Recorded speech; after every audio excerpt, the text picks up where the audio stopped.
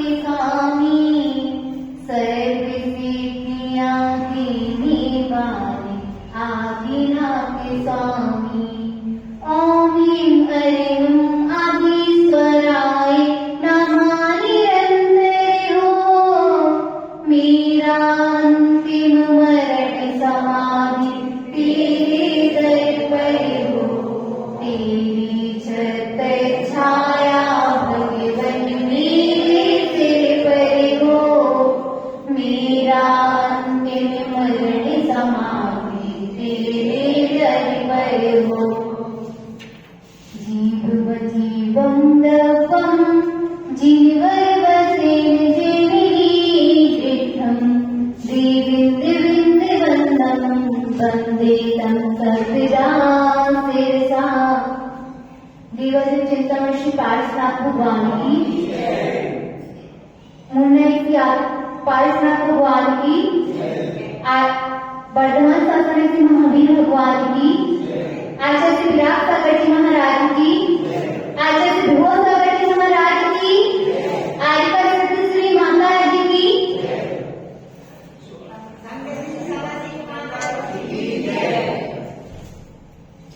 जैसा कि आप सभी को पता है कि हमने छोटे छोटे नियम इसी धर्मशाला से लिए थे ना, क्योंकि बड़ी माता जी विश्वामित्र माता जी कहती थी हमेशा कि छोटे छोटे नियम लेने से ही एक दिन बहुत बड़े हो जाते हैं। तो जैसे हम छोटे छोटे नियम लेते थे ना, तो हम आज इतने बड़े हो गए हैं कि आप लोग नीचे बैठे, जहाँ हम खेलते थे ना, आज आप उधर बैठे और हम आपके ऊपर बैठे हैं। तो वह छोटे छोटे नियम क्या आपने भी लिए थे कभी? विश्वामित्र माता जी से लिए होंगे छोटे छोटे नियम लिए थे, मगर मन से लिए थे क्या? नहीं, मन से ही लिए थे ना। मगर उनको तोड़ा है, कितनी बार तोड़ा है नियम को? तोड़ा नहीं तोड़ा, एक बार भी नहीं तोड़ा नियम को, नहीं तोड़ा। माता जी ने नियम भी दिया था कि हम मंदिर आएंगे तो मौन पूर्वक आएंगे। उस नियम को तोड़ा क्या? नहीं तोड़ा। मंदिर में कभी झगड़ा नहीं करेंगे, उस नियम को तोड़ा क्या? नहीं तोड़ा, तोड़ा है। आप छोटे छोटे नियम तोड़ते हो ना, तो अभी इसमें लिखा था आपके धर्मशाला में लिखा है, हमारी दृष्टि में सरलता नहीं है तो दृष्टि में सीधापन होना बहुत कठिन है क्या? नहीं, मगर ऐसा नहीं है। दृष्टि आप जैसी बनाओगे आप वैसे होते जाओगे। आप दृष्टि को जितना ऊंचा ले जाओगे, जितनी ऊंची ऊंची पे ले जाओगे, आप उतने ऊंचे ऊंचे जाओगे। और आपकी दृष्टि जैसी हो, आपकी पढ़ती वैसी हो। इसलिए दृष्टि को अच्छा रखो। दृष्टि में हमेशा अवगुण को ना देखो। माता जी हमेशा कहती थी, बड़ी माता जी हमसे हमेशा कहती है, बेटा आप दूसरों के दोष देखोगे ना तो खुद के दोष प्रकट होंगे। क्या होंगे?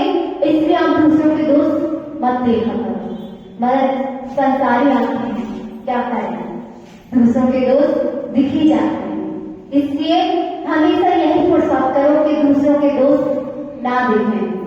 अपने दोस्त को देखोगे तो आप एक न एक दिन परमात्मा बन जाओगे। और अगर आप अपने दोस्त देखोगे तो परमात्मा बनोगे, और दूसरों के दोस्त देखोगे तो क्या बनोगे?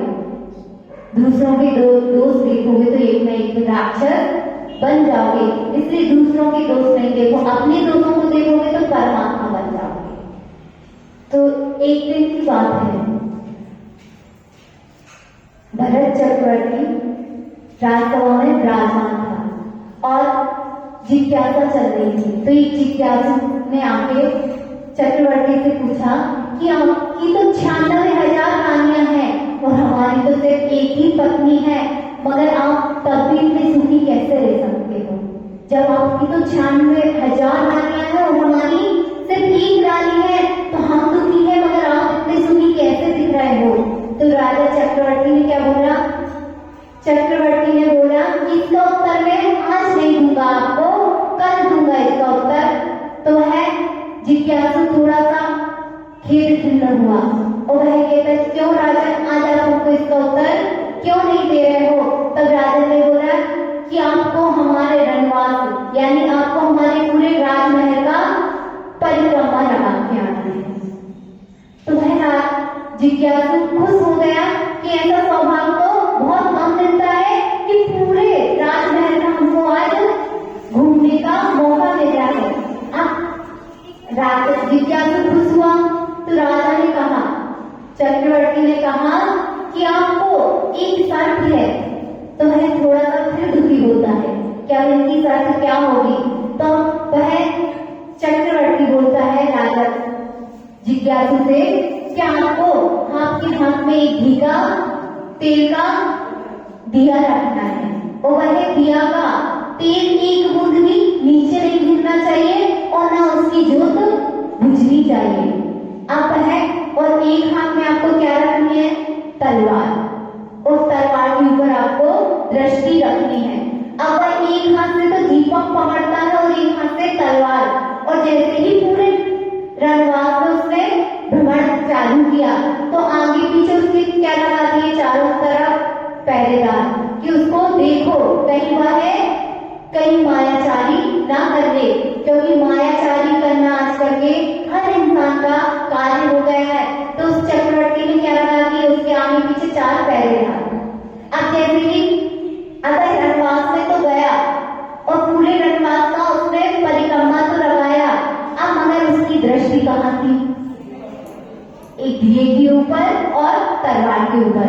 अगर तलवार को मैं हिलाता हूँ तो मेरी गर्दन कट जाएगी, और अगर घी में से वो तेल का दीपक में गिराता हूँ तब भी मेरी गर्दन कटनी है। तो वह सतर्क होकर चलता है, उससे एक बूंद ना तेल फैला और ना उसका दिया बुझा। अब वह जैसे ही फिर से राजमहल में आता है और राजा के पास पहुंचता है, राजा पूछता है, क्या हुआ, आपका तेल फैला क्या नीचे? तो वह कहता, नहीं फैला राजा जी। और वह कहता कि तलवार से आपकी निगाह हटी थी? तो कहता, नहीं हटी। अब वह तब चक्रवर्ती कहता है, जब आपके चारों ओर सिपाही थे तो क्या आपकी नजर इधर से उधर हो सकती है? अर्थात नहीं हो सकती है। उसी प्रकार हमको जो कर्म रूपी चोर हर तरफ से देख रहे, इसलिए हम हमेशा अपनी विवेक की बुद्धि से जागृत रहते हैं और हम इसीलिए हमेशा खुश रहते हैं, ना कि हम आपको दिखावा नहीं करने के लिए खुश रहते हैं। किसके लिए रहते हैं? हमारे अंतर आत्मा से खुश रहते हैं। आपको अगर अंतर आत्मा से खुश रहना है ना, तो यह बाहरी दिखावट से बचना पड़ेगा। बाहरी दिखावट क्यों करते हो? कि हम अच्छे दिखें, हम दूसरों के लिए कितना अच्छा बन सकते हैं, इसलिए बाहरी दिखावट करते हो। अंदर की दिखावट करते हो क्या? अगर आज अंदर की दिखावट करते हो तो आज परमात्मा बन जाते हैं, और परमात्मा बनने के लिए आपको अंदर जाना पड़ेगा और अंदर का विवेक आपको जागृत करना पड़ेगा। उस अंदर का विवेक जागृत करने की किसकी बात सुननी है आपको? पूजवा जिमानी को तैयार